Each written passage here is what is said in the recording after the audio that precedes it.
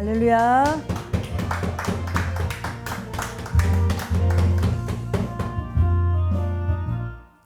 자, 모든 성경 3장 16절 시리즈, 오늘 역대하 3장 16절인데요. 오늘 본문은 성전 건축에 관한 히스토리인데요. 자, 다윗 왕이 하나님의 이 성전을 건축하기 원하는 간절한 그 소원이 있었지 않습니까?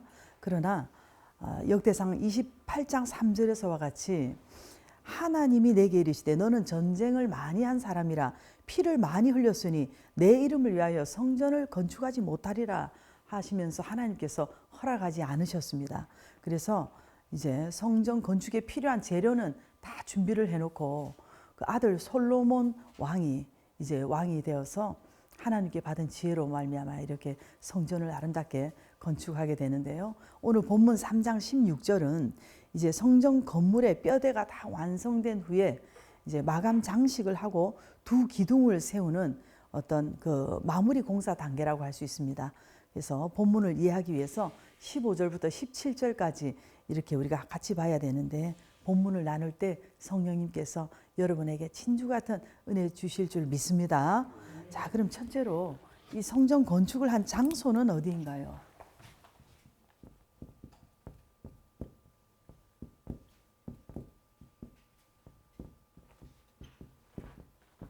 자, 3장 맨 앞에 보면 1절에 솔로몬이 예루살렘 모리아 산에 여호와님의 전 건축하기를 시작하니 그랬습니다. 예루살렘 모리아 산이라고 기록하고 있습니다. 자, 여러분 모리아 산 하면 생각나는 게 있습니까? 창세기 22장 2절에 보면 아브라함님이 아들 이삭님을 하나님 앞에 번제로 드리려고 했던 그 장소죠. 그래서 하나님께서 모리아 땅으로 가서 내 아들 독자 이삭을 내게 번제로 드리라고 하나님께서 지정하신 장소입니다.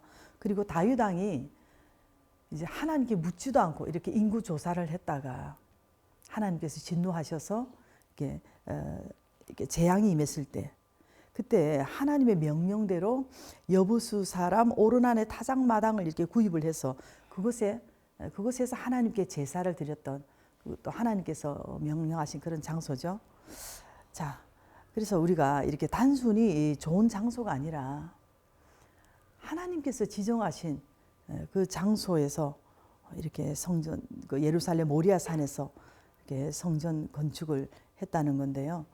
자, 당시에 이 솔로몬 성전은 우리가 생각할 때 대단한 어떤 그런 위엄과 어마어마한 어떤 웅장한 스케일 막 이렇게만 알고 있는데, 사실상 오늘날 뭐 우리 현대 대형 교회보다는 작습니다. 그 정도 규모는 아니고 한 중형 교회의 본당 사이즈 정도, 그 정도라고 우리가 쉽게 이렇게 좀 이해할 수가 있습니다.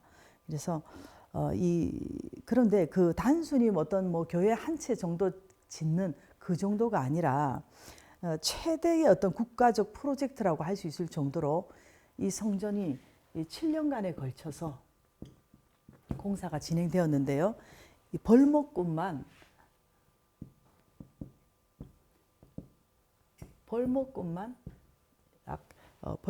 약 3만 명.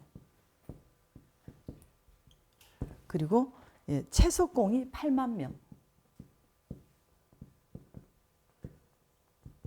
그리고 짐꾼이 7만 명. 그리고 이 모두를 감독하는 감독관만 3,600명이 있었다고 합니다. 그래서 거의 뭐 한 15만 명 이상 되는 이 엄청난 그 인원이 다 성전 건축에 동원이 됐는데요.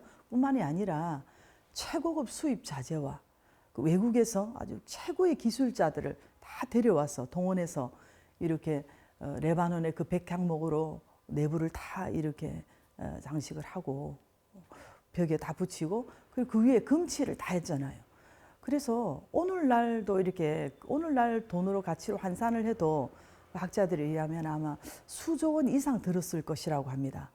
그 당시에는 뭐 말할 수 없는 뭐 천문학적인 숫자죠. 어마어마한 스케일에 인류 역사 이래 가장 아름답고 멋있게 정성을 다해 최고 최선의 이 성전 건축을 하였다는 것인데요. 그러나 중요한 것은 그런 성전 어떤 건축의 스케일도 뭐 중요하고 또 뭐 장소도 중요하지만 하나님을 만났던 곳이라는 점에서, 그래서 하나님의 임재를 사모하고 나가는 또 그러한 마음의 중심으로 이렇게 되어야 된다는 것입니다.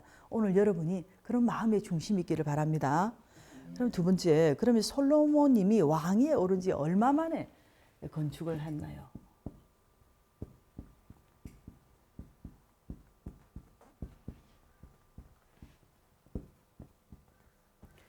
자, 3장에 보면 2절에 솔로몬이 왕위에 오른 지 넷째 해 둘째 달 둘째 날 건축을 시작했더라 그랬습니다. 그래서 왕위에 오른 지가 BC 970년인데요. 그러면 BC 966년에, 그래서 4년 정도 있다가 넷째 달 4월 2일에 둘째 날 2일에 이렇게 건축을 했다는 것인데, 자, 왕위에 오른 지 한 4년 정도 지나서 뭐 어떤 정치적 기반도 다져놓고 이렇게 건축에 했다는 것인데, 어떤 그런 것도 중요하지만 건축을 하기 위한, 성전 건축을 하기 위한 어떤 만반의 어떤 모든 준비를 한 기간이 아니었나, 우리가 이렇게 볼 수가 있는 것입니다. 그럼 세 번째, 성전 건축을 하고 그럼 두 기둥은 어디에 세웠나요?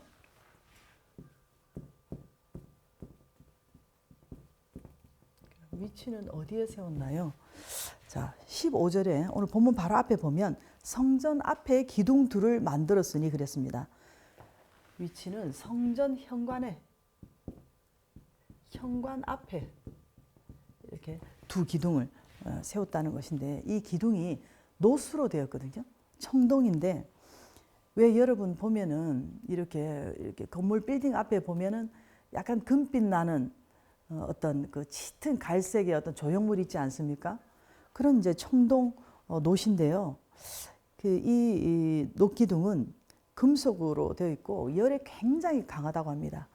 그리고 굉장히 단단하고, 그래서 성전에 그 번제물을 태우는 번제단, 번제단이나 또 성전 기물에 이렇게 쓰였고요. 이 성경에서 이 놋은 하나님의 어떤 심판, 공의, 하나님의 어떤 견고한 어떤 그런 능력, 뭐 이런 것을 상징합니다. 근데 당시 이 솔로몬 시대가 이스라엘 역사상 가장 강성했던 그러한 시대였습니다. 그래서 성전 앞에 이러한 어떤 녹기둥을 이렇게 세운다는 것은 이런 축복이 사람의 힘과 능력으로 된 것이 아니라 하나님께서 세우시고 하나님께서 이끄신 그런 결과라는 것을 보여주는 상징이라고 볼 수 있습니다. 여러분도 항상 무슨 일을 하든지 하나님을 앞세우고 하나님을 여러분의 삶에 이렇게 기둥으로 세울 수 있는 여러분이 될 수 있기를 바랍니다. 자, 그러면 또 하나, 두 기둥의 크기는 어떻게 되나요?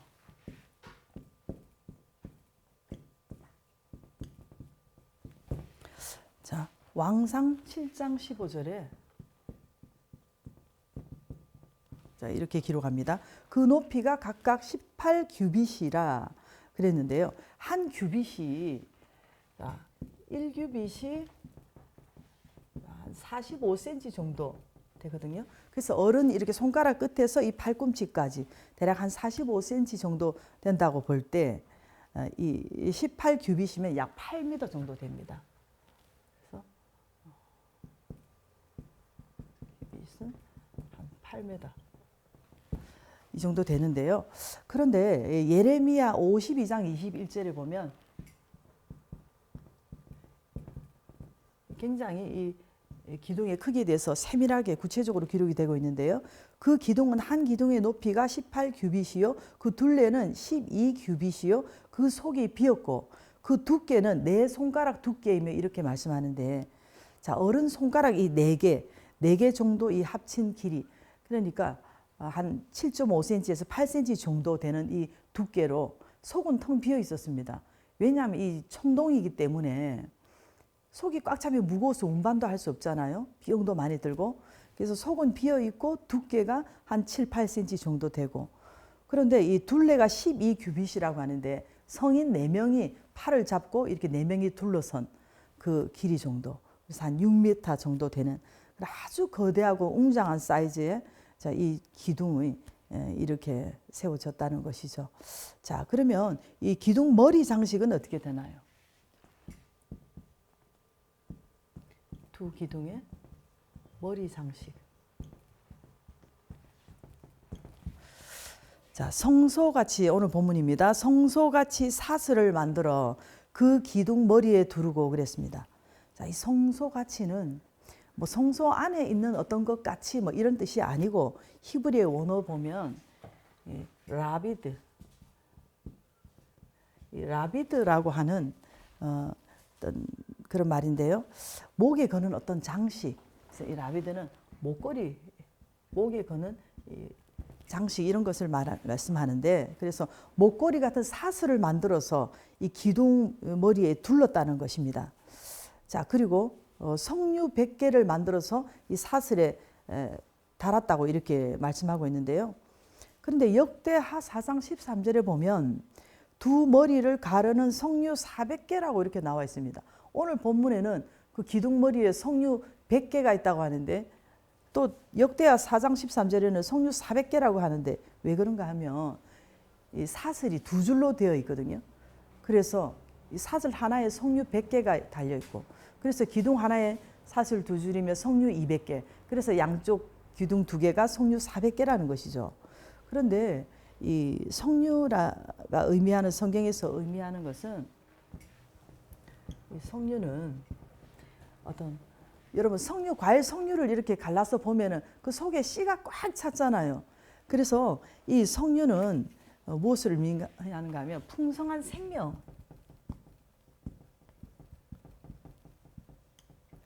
다시 말해서 이것은 하나님이 주시는 복, 그리고 풍요를 의미한다고 볼 수 있습니다. 자, 그런데 100이라는 숫자는 만수잖아요. 그래서 이렇게 하나님의 어떤 풍성한 열매, 하나님께 주시는 아주 풍성한 그런 어떤 복을 의미하는데요. 자, 이렇게 하나님의 능력과 세우심을 의지하는 자에게 완전한 복과 풍성한 열매를 주신다는 그런 의미라고 볼 수 있습니다. 오늘 여러분의 삶이 그렇게 될 수 있기를 바랍니다. 그럼 이 두 기둥의 의미가 무엇인가요?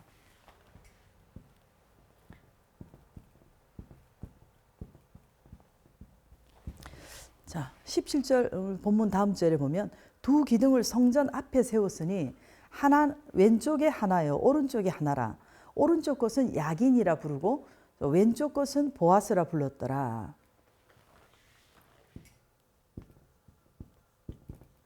자, 오른쪽 것은 야긴이라 부르고 왼쪽 것은 보아스라 불렀더라.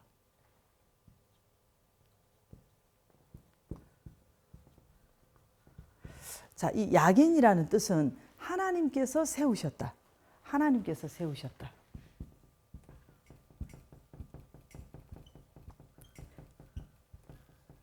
이 보아스라는 뜻은 하나님의 어떤 권능, 그리고 견고함, 어떤 이런 것을 의미하는데요. 그래서 이 두 기둥이 성전의 어떤 위엄뿐만이 아니라 하나님 나라의 어떤 견고성, 그리고 왕권을 인정하는 어떤 그 상징물이 된 것인데요. 오늘날로 말하자면은 또 정부 청사 앞이나 여러분 대기업의 어떤 그 앞에 보면은 그 어떤 랜드마크 있잖아요. 대기업 앞에 어떤 세워진 어떤 큰 조형물, 어떤 그런 것인데, 그러나 어떤 세상 어떤 현대 건물들의 어떤 이런 건물 조형물들은 그 브랜드 이미지를 나타내는 거잖아요. 그러나 오늘 야긴과 보아스는 이스라엘의 국가적인 정체성이라고 할 수 있습니다. 바로 하나님께서 세우시고 하나님께서 통치하시는 나라라는 그런 것을 보여주는 상징이라고 볼 수 있는 것입니다. 자, 그래서 이 성전에 이제 예배드리러 가는 성도들이 이 두 기둥을 지나서, 이 통로를 지나서 이제 가지 않습니까? 그럴 때 벌써 이 두 기둥을 볼 때, 야긴과 보아스를 볼 때, 우리는 하나님께서 세우신 나라요 백성이다는 어떤 그런 신앙 고백이 저절로 되지 않겠습니까? 그래서 오늘날도 어떤 이렇게 교회를 건축하게 된다면, 저는 그런 생각을 했습니다. 제가 이렇게 만약에 교회를 건축하게 된다면 교회 앞에 두 기둥을 세워서 뭐 이렇게 뭐 베드로님, 바울님이라고 한다든지, 그래서 어떤 선교적인 그런 교회로 간다든지, 좀 이렇게 하면 어떨까, 그런 생각도 해보았는데요. 자, 그래서 자, 오늘날 이렇게 성전을 건축한다면은, 오늘날은 성전 시대가 아니지 않습니까? 오늘날은 예배당인데, 그래서 이렇게 어떤 화려하고 이런 것보다도 실용적인 그런 것이 중요하다고 봅니다. 왜냐하면 바로 우리 몸이 영적 성전이기 때문에 그렇게 가야 된다고 보고요. 솔로몬 시대에 이렇게 정성을 기울여서 이렇게 아름다운 성전을 가꾸고 건축을 했듯이, 우리들도 우리의 어떤 내적인 이런 영적 성전을 정말로 성경적으로 복음적으로 잘 건설하고 바로 세워가야 될 줄 믿습니다. 바로 어떻게 세워갑니까? 예배 잘 드리는 성전, 전도하는 성전, 선교하는 성전, 그리고 경건하게 사는 성전, 세상에서 빛과 소금이 되는 이런 성전, 이런 아름다운 성전을 지어가는 저와 여러분들이 될 수 있기를 바랍니다. 자, 오늘 우리가 개인적으로 모든 것을 다 이루었다고 해도 사실 우리가 그 안에 들어가 보면 하나님께서 다 이루신 것이고, 내가 한 것은 아무것도 없다는 것을 우리가 알아야 됩니다. 그래서 여러분이 개인이든 가정이든 국가든 여러분 언제나 하나님께서 세우셨고, 하나님께서 이렇게 하나님의 권능으로 이 모든 것이 되었다고 하는 이런 영성과 이런 경건을 가지는 저와 여러분들이 될 수 있기를 예수님 이름으로 축복합니다. 자, 그렇게 되게 해달라고 우리 주님 한번 부르시고 기도합시다. 주님, 주님, 주님 은혜와 사랑에 감사를 드립니다. 오늘 아버지의 성전의 이 두 기둥, 야긴과 보아스, 아버지의 이 두 기둥을 생각하면서 우리도 아버지의 야긴